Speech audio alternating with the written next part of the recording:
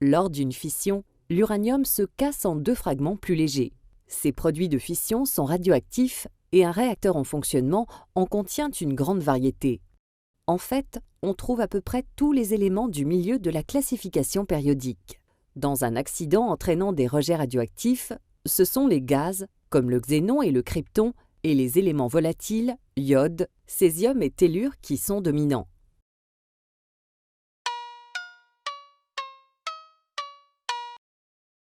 Les polluants radioactifs sont dispersés par le vent sous forme de masse d'air contaminé qu'on appelle le panache.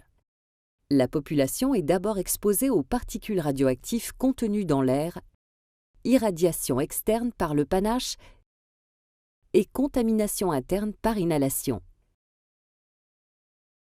Ces expositions cessent au fur et à mesure que les masses d'air se renouvellent. La population est ensuite exposée aux particules radioactives déposées, irradiation externe par les dépôts, contamination interne par ingestion, soit de végétaux, soit de produits issus de la chaîne alimentaire comme le lait.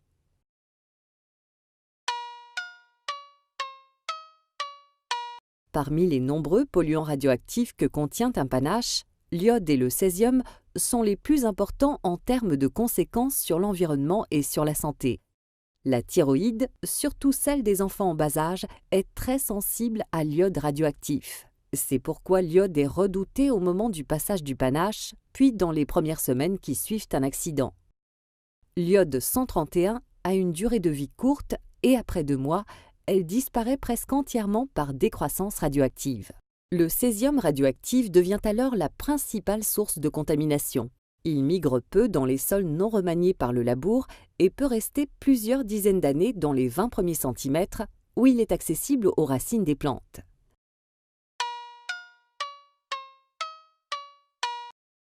La météorologie a un rôle très important lors d'un accident nucléaire. Par temps sec, les particules se déposent sous l'effet du vent et des turbulences qu'il engendre. Sous les précipitations, en revanche, les gouttes d'eau et les flocons de neige entraînent les particules vers le sol.